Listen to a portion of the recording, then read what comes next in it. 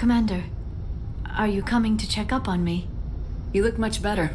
How are you feeling? Dr. Chakwas assures me I am going to be fine. I was impressed with her knowledge of Asari physiology. You're in good hands. Dr. Chakwas knows what she's doing. I get the feeling you want to ask me something, Commander. I should go. Goodbye, Shepard. I get the feeling you want to ask me something, Commander. Maybe we could pick up where we left off. You were telling me about your interest in the Protheans. Actually, I think I was talking about my interest in you, and making a fool of myself in the process. As I said, I am not used to dealing with people, especially humans. I did not really know much about your species when we first met, Shepard. I found it hard to take humanity seriously. Your kind always seemed so rushed and high-strung. We don't have the luxury of time. An Asari can live for 1,000 years. We're lucky if we hit 150. That is true. At first I thought that was a weakness of your species. After spending time with you and your crew, however, I think it may actually be an advantage. You humans are creatures of action. You pursue your goals with an almost indomitable determination. It is an admirable trait, but also an intimidating one. You can't argue with results. No, but there are consequences. Unfortunately, the rest of the galaxy sees humanity as a bully. You run over anyone who gets in your way. It is up to people like you to change their minds, Shepard. Why me? There is a reason the Council chose you to become a Spectre. They saw something special in you. The best of what humanity has to offer. I looked into your history. I know what you did during the Blitz. It was a remarkable display of courage and heroism. You didn't need to go behind my back. I would have told you whatever you wanted to know. I apologize, Commander. After our last conversation, I was afraid I would say something stupid again. I wanted to know more about you, to understand what made you into the woman you are.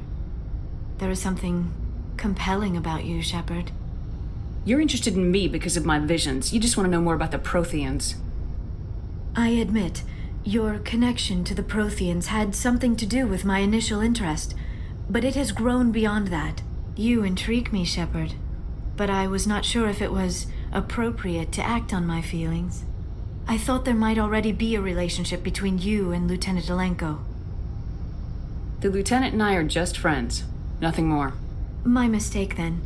I am not as adept at understanding human relationships as I thought.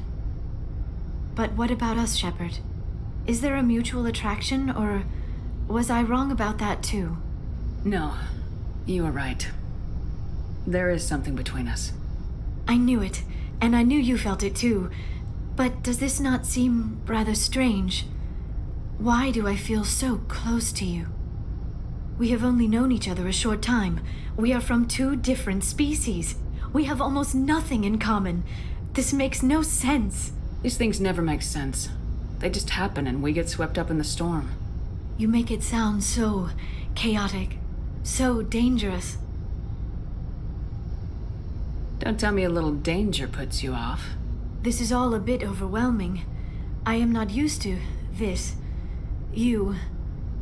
I need some time. Take all the time you need, Liara. I'll be here. Thank you, Shepard. Let's just talk about something else for now. I should go. Goodbye, Shepard.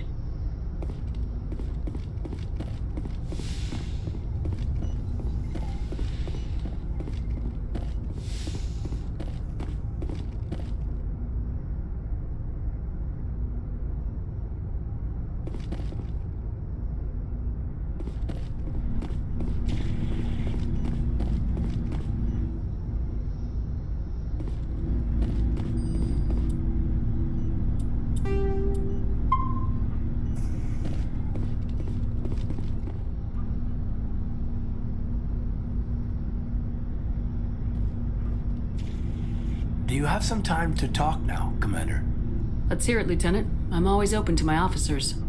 We've played it pretty close to the book so far, but we're a long way from backup. We've got some tough calls to make. I'm just saying, try to leave yourself a way out. I've seen what cutting corners can do, and I'd hate to have that happen to you, Shepard. Commander.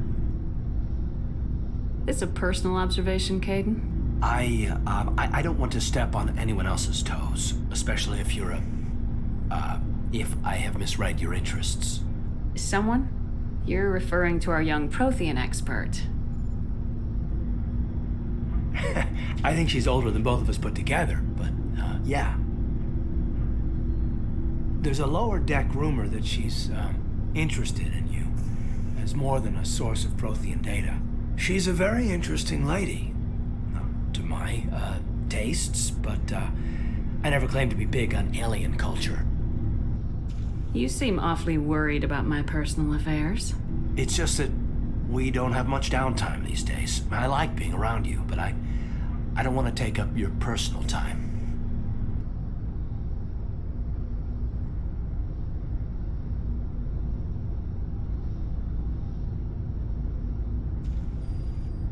Look, there's nothing between Liara and me. What's the real issue here, Caden? You're right. Sorry. It wasn't, Liara's not my main concern. I'm not questioning any decision you've made, Shepard. Let me be clear about that. It's just my experience that once someone lets something slide, it tends to pick up speed. Do you get my meaning? Talk to me, Caden. You got a little black rain cloud sitting over your head. I'll try to keep the deck dry. You know the records about the biotic training out on Jump Zero? They're all classified because the Alliance made mistakes. After first contact, Kinetics was set up to track Element Zero exposures and develop implants for humans. Once we had an embassy on the Citadel, Kinetics could bring in experts instead of taking it slow. Is there some reason we couldn't learn it on our own? They didn't know where to start. Hell, it took a couple of years to even link biotics and Ezo. Forget trying to get the kids to move stuff. They had trouble just helping them not break their own limbs. And their choice of teachers didn't help much. I'm sure Kinetics did what they thought was best. It wasn't best for us. They brought in an ex-military Turian named Commander Vernus. To introduce himself, he liked to say, "I was at the helm of the dreadnought that killed your father." Well, I told him my dad wasn't in the war. He'd retired to Vancouver. My family had an inland home that matured to new beachfront. Vernus had it in for me after that. He cut corners, pushed hard. I mean, you either came out a Superman or a wreck. A lot of kids snapped. A few died. The point of all of this, I guess, is that when you cut corners, it's not always obvious who pays for it.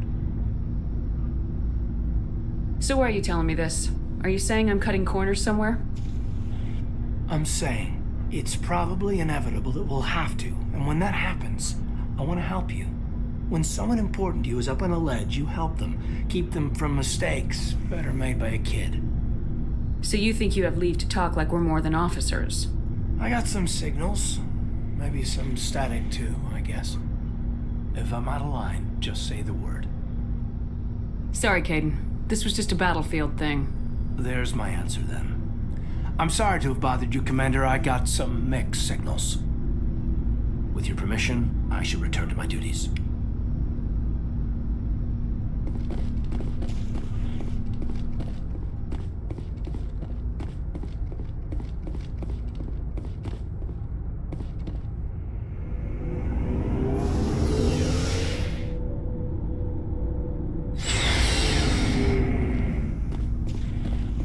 Looking for supplies? Let's see what you got. You bet, Commander.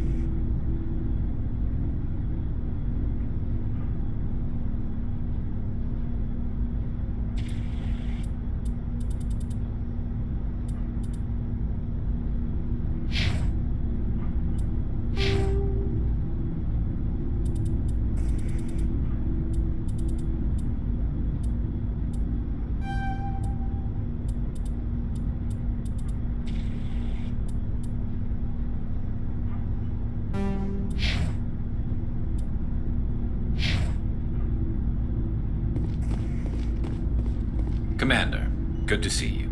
You've been with C-Sec a while. Have you seen much action? Well, not as much as you, but yeah, I've seen some interesting things.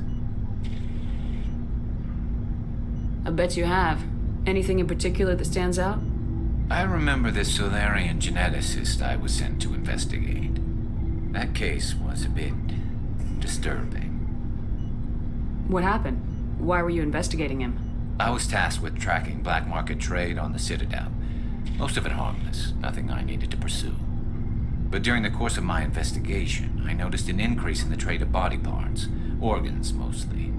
We usually get a few of those, but not the numbers I was seeing. We weren't sure if there was a new black market lab or if some freak was harvesting organs from citizens.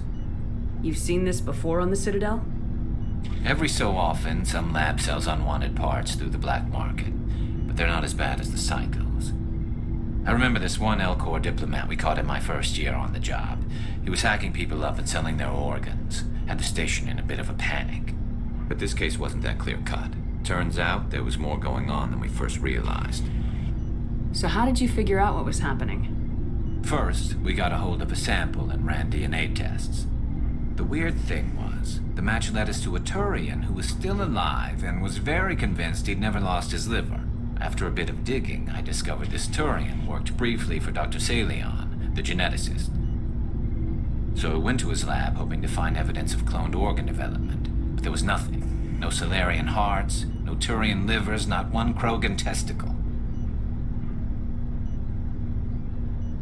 You're kidding, right? Why would anyone want Krogan testicles? Some Krogan believe that testicle transplants can increase their virility, counteract the effects of the genophage. It doesn't work, but that doesn't stop them from buying. They'll pay up to 10,000 credits each. That's 40,000 for a full set. Somebody's making a killing out there.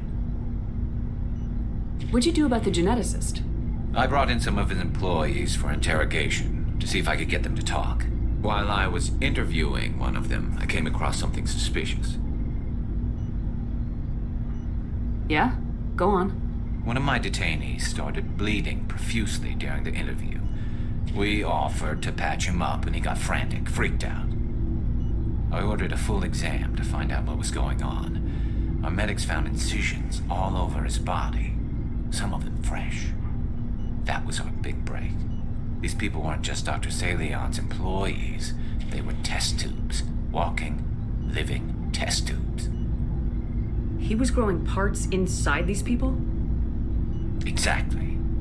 He cloned their organs right inside their own bodies. Then he harvested them and sold them off. Most of the victims were poor. He'd pay them each a small percentage of the sales, but only if the organs were good. Sometimes an organ wouldn't grow properly, so he'd just leave it in them. Most of them were a mess, but only on the inside, hidden so nobody could see it. I hope he got what he deserved. That's the worst part. We never caught him. Why not? What the hell happened? He ran, blew his lab, grabbed some of his employees, and headed for the nearest space dock. By the time I found out, his ship was already leaving. He threatened to kill his hostages if we tried to stop him. But you went after him anyway, right? I ordered Citadel Defense to shoot him down, but C-Sec headquarters countermanded my order. They were worried about the hostages, worried about civilian casualties if the ship was destroyed so close to the Citadel. I told them those hostages were dead anyway. He just used them to make more organs, but they wouldn't listen. Well, you can't get them all. No, but letting him get away like that. All they had to do was disable that ship, stop him from running. Maybe the hostages die, maybe they don't, but at least we stopped the bastard responsible for it all. I suppose I can see both sides. But what's done is done. I suppose. Can't waste too much time worrying about it now. Just wish I could have stopped him. That's all. Do you have any idea what happened to Dr. Salion? I sent out feelers from time to time, hoping to find something. I thought I'd found him a while back. He changed ships and changed his name to Dr. Hart, his idea of a joke, I guess. I told the military, but they weren't convinced it was him. I got the transponder frequency for his new ship, but I just can't get anyone to check it out. I'll check out the coordinates when I get a chance. I was hoping you'd say that, but Commander, take me with you when you go. If it's Salion, I want to be there when you find him.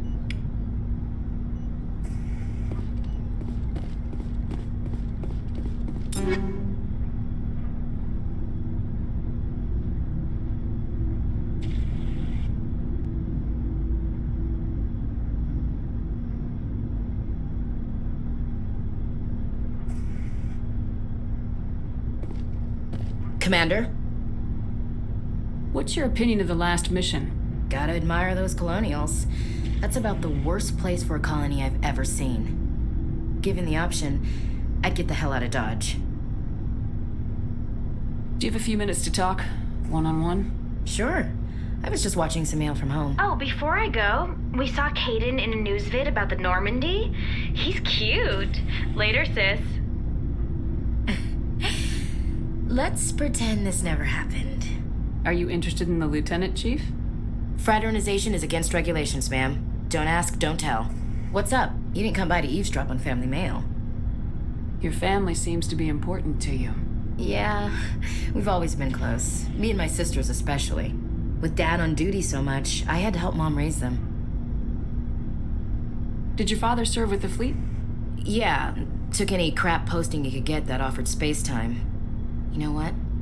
He worked his ass off trying to get recognized, but he never made it above serviceman 3rd class. He was real proud when I made Chief. First thing he did was salute. What about your mother? You haven't mentioned her. You must know what military wives are like. Strong because they have to be, able to raise kids while Dad's away on a 6-month cruise. She has a degree in planetary geology. She and Dad both wanted to see new worlds. She gave up her career to raise us, though. You have more than one sister? Sounds like a big family. Yeah, I'm the oldest, then Abby, then Lynn. Sarah's the youngest. She's still in high school. With 4 girls, Dad used to say he felt more outnumbered at home than on maneuvers. Where did you grow up? All over. We transferred a half a dozen times before I finished grade school.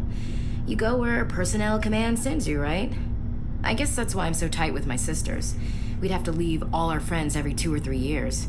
After helping raise them, your sisters still talk to you? Amazing. Things were tense between Sarah and me for a while. Then we bonded. Sounds like a story. Feel like sharing? Sarah got herself a boyfriend who wanted to go faster than she did, Mike. I didn't think he was a bad kid, just pushy. Lynn would send me these worried vid mails, and I'd tell her to relax. If he really liked her, he wouldn't be pushy. Yeah, of course. If he didn't ask at all, I'd wonder if he thought Sarah was ugly. Damned if you do, damned if you don't. Mike thought they'd go for a romantic walk in the woods, because he figured it was past time they did the deed. She levered Mike face first into a tree and left. Didn't have a scratch on her. Good thing Mom and Dad had us all learn some kind of self-defense. I took emergency leave and walked Sarah to school for a few days. You said all of your sisters learned self-defense? Lynn did pistol practice, but didn't like it. She's kind of nervous. Sarah took Aikido. Abby decided to learn the sword. She always was a little weird. Likes big skirts and tops you have to tie her into. They do great things to her figure, though. So, what did you learn? One of Dad's friends taught me Marine hand to hand. You traveled all the way home to walk your sister to school. It was only a dozen light years, like a day's cruise. It's not like I was going to Earth or something. My last day out, Mike was waiting for us. Sarah had told her friends, so everyone at school knew what he did. He wasn't happy. I wanted to snap him in half, but Sarah gave me this look, this let me handle it, I need to do this alone look. She kept her cool, God bless her, as he screamed in her face. She just let him vent. Then he tried to punch her. I swear, she just flowed around him. Next thing I knew, he's face down on the sidewalk and there's blood everywhere. That's unbelievable. Sarah must be as good as you. Better. I'm more or less a straight-up puncher. When he swung, she wasn't there anymore, and he fell. She helped him stop the bleeding and had me call an ambulance. She told the paramedics he fell. Before they took him to the hospital, Mike touched Sarah's arm. I thought he was gonna end up on the ground again. But he hung his head, whispered, "I'm sorry," and started crying. And she hugged him. The Williams women are a decisive bunch, Commander. We do things when we're ready. Not before, not after. Your sister's something else. But you didn't mention your father at all. Was he on deployment? Dad always wanted to serve in space, but he wanted us to have real ground under our feet. He'd say, space is beautiful, but you can't raise a family there. I cannot rest from travel. I will drink life to the lees. All times I've enjoyed greatly, have suffered greatly, both with those that loved me and alone. For always roaming with a hungry heart, much have I seen and known, cities of men and manners, climates, councils, governments. I never thought I'd hear you reciting poetry. Just because I can drill you between the eyes at 100 meters doesn't mean I can't like sensitive stuff. Just don't spread it around. Ulysses was my dad's favorite poem. Every time he shipped out, he recorded me reading it. He had a dozen versions when he retired. Does he still like it? I sure hope so. I read it to his grave every time I go home. Dad passed on a few years back. He's probably still watching, though. You mean from wherever we go after death? Dead on, Skipper. He's with God now. That's not a problem with you, is it? That I believe in God? Your beliefs are your business. I'm your commanding officer, not your moral compass. I appreciate that, Skipper. I should get back to my duties. Didn't mean to take up so much of your time. Dismissed, Chief. Ma'am.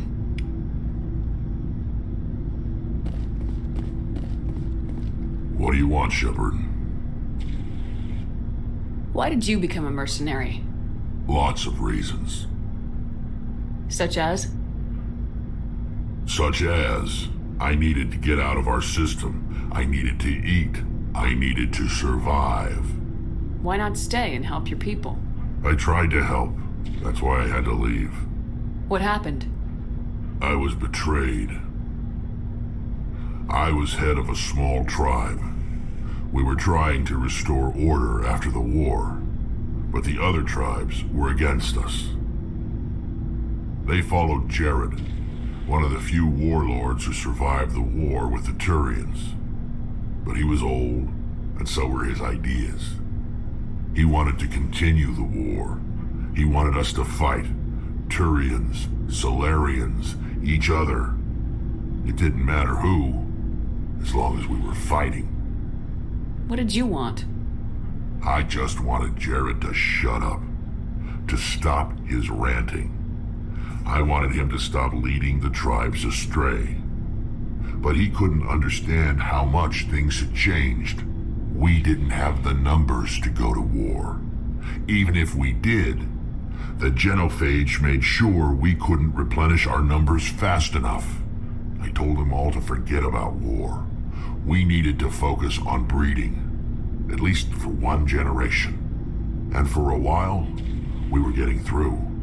Some of the tribes started coming around. I take it the warlord didn't appreciate that. No, he didn't. He arranged a crush with the tribes, a meeting on neutral ground. He wanted to talk.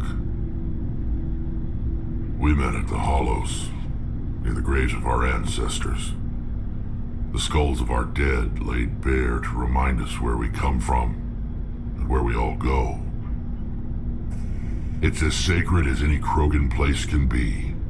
Violence is forbidden. Sounds like a trap to me. You must have suspected as much. I did. But when your father invites you to a crush, well, there are some laws that even we hold sacred. Jared was your father? He was, until that day. We talked, but we didn't get anywhere. When it was clear that I wouldn't join him, he gave the signal. His men leapt from the graves of our ancestors like Krogan undead. The few that were loyal to me died quickly. I escaped with my life, but not before I sank my dagger deep into my father's chest. That is why I left, and that's why I'll never go back. You must have family other than your father. Don't you miss them? No. Now that I have my family's armor again, there's nothing left for me. So long, Rex. Shepard.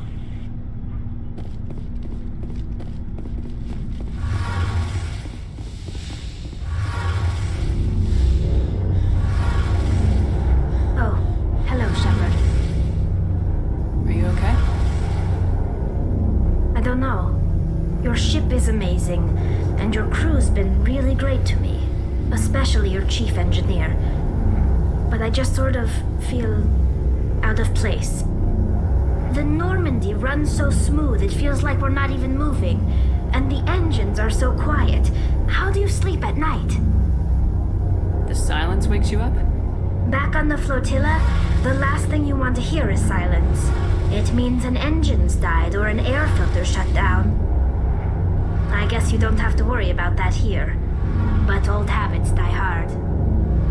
But it's more than just the silence. This ship feels so empty. It's like half the crew is missing. Back home, I couldn't wait to go on my pilgrimage. I couldn't wait to get away from the crowds. Now that I'm out here, I kind of miss them. Sometimes we don't appreciate what we have till it's gone. That's true. I'm starting to wonder if that's what the pilgrimage is really about. It's given me a whole new perspective on my people and our culture. You know, there's always a few who go on their pilgrimages and never return. I always assumed something bad happened to them, but maybe they just wanted a different life. You do plan to return to the migrant fleet, right? I could never abandon my people, Shepard. I will go back eventually, but we have to stop Saren first. Otherwise, I might not have a home to go back to. I want to know more about the pilgrimage. When my people reach maturity, we leave our birth ships and seek acceptance with a new crew. It's necessary to maintain genetic diversity among the fleet. But no ship wants to accept someone who will be a burden on them. So, to prove our worth, we embark on a pilgrimage. We set out alone, leaving the flotilla and our families behind us. We only return once we have found something of value we can bring back to the fleet. This is presented as a gift to the captain of the respective ship we wish to join. If the gift is accepted, we are welcomed into the crew. Can a captain choose to reject the gift? That doesn't happen often. Most captains are eager to increase the size of their crew. It increases their own standing in our society. Even when a gift is not particularly valuable, the captain usually accepts it out of a sense of tradition. However, there is a stigma to presenting a substandard gift. It's not the best way to make a good impression on a new community. Most pilgrims don't return until they find something worthwhile. I want to talk about something else. Like what? I should go. See you later.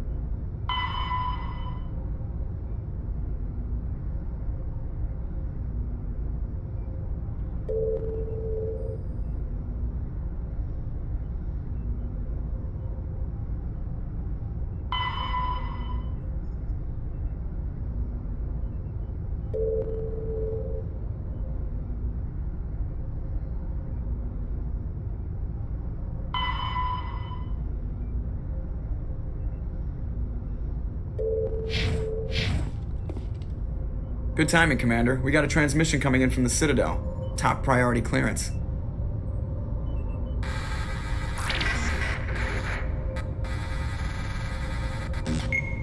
I'll take it in the comm room.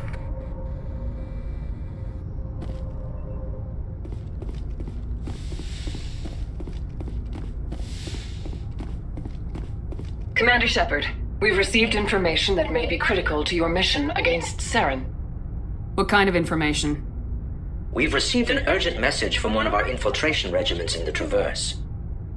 You mean spies? Spectres tend to attract attention, Commander, but they are only one arm of the Council. Special task groups are often a better option for monitoring developing situations. We currently have several infiltration units scattered throughout the border regions of Citadel space. This particular unit was gathering intel on Saren. What did they find? Unfortunately, the message we received was little more than static. The infiltration team must be in a situation where they can't set up proper interstellar communications. But the message was sent on a channel reserved for mission-critical communications. Whatever they were trying to tell us, we know it was important. Considering your interest in Saren, we thought you might want to investigate this.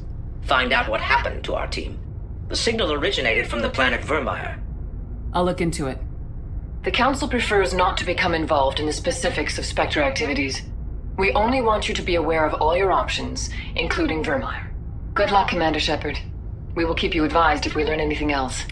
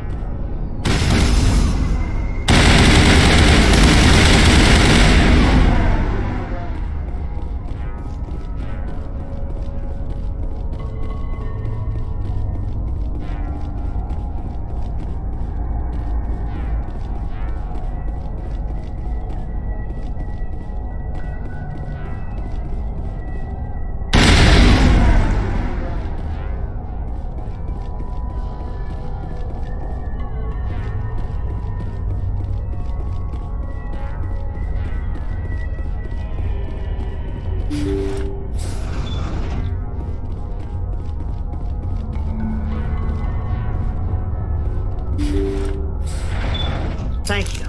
Thank you for saving me from those things. Commander, that's him. That's Dr. Saleon. What? My name is Hart. Dr. Hart. Please, get me out of here. Are you sure it's him? Positive. There's no escape this time, Doctor. I'd harvest your organs first, but we don't have the time. You're crazy. He's crazy! Please, don't let him do this to me. This is my kill, Garrus. You're all crazy!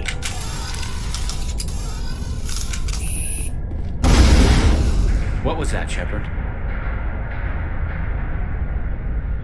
Never hesitate when you've got the enemy in your sights, Garrus. Point taken. Well, I guess we're done here.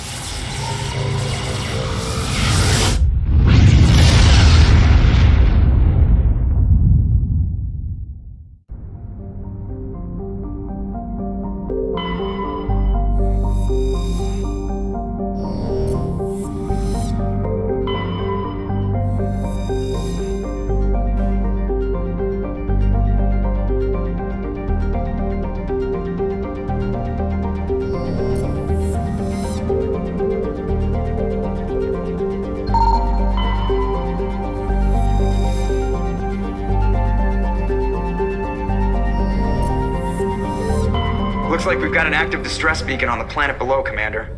No message, just a locator signal.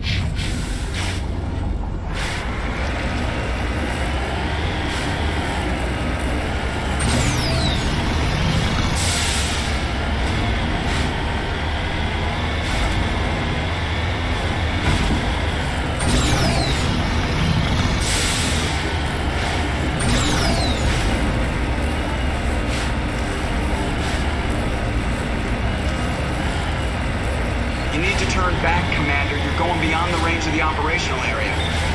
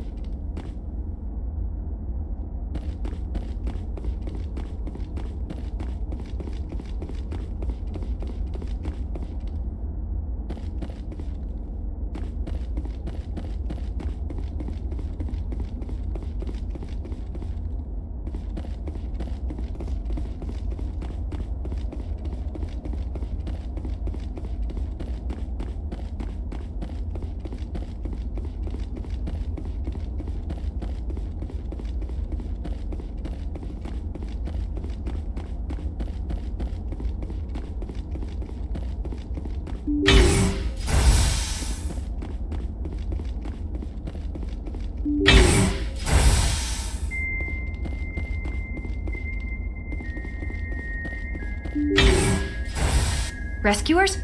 Oh, thank God. See? I told you somebody would come to investigate that signal. My name is Dr. Ross, Chief Exogeny Researcher at this facility. We've been trapped in this room for days. We're almost out of food and water. You got here just in time. I need to know what's going on. Why is this place crawling with Thorian creepers? How do you know about the Thorian? I know what Exogeny was up to. I saw what they let the Thorian do to those colonists, so I destroyed it. Our secret's out then. No point in my lying. You already know the worst. The creepers here were created using altered samples from the specimens on Feros. We discovered a way to turn them into docile, obedient servants. Everything was going fine until a few days ago. Then all the creepers suddenly went berserk. Only a handful of us made it back into the safety of this room.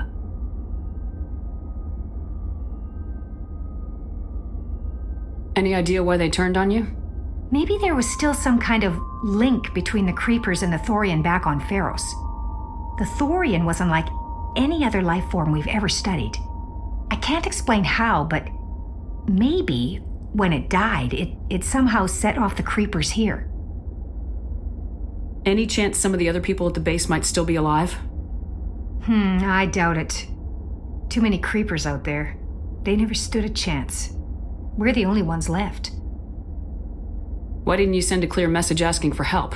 All we had was that signal from the emergency beacon. This is a closed communications base. Exogeny was worried about someone on the project selling secrets to a rival firm or reporting our work to the authorities. We have no direct communication with the outside, only the emergency beacon. It sends a general distress signal to the Exogeny site on Feros. They're supposed to send a team to respond inside of 24 hours, but it sounds like they had problems of their own. I've heard all I need to. Look, I know what we did here was wrong. I'll admit that. But it's over now. There's no sense reporting this to the authorities, right? You were in charge of this project. The safety of the staff was your responsibility. They trusted you, and you betrayed that trust. Be reasonable. I didn't mean for this to happen. Besides, how does it help anyone if I end up in jail? Normally, Exogeny would have my back, but it sounds like they're going to have their hands full cleaning up the mess on Feros. But I've got money. A nice little emergency fund I set up. It's yours if you let us go. The victims here deserve justice. I have to take you in. That's not going to happen. Open fire. Open fire!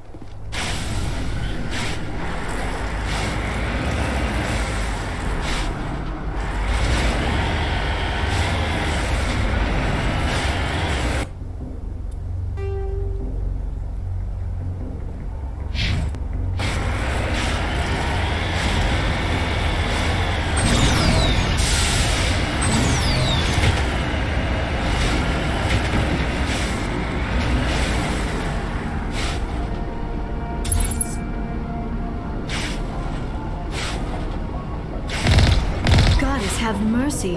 The entire colony must have been transformed.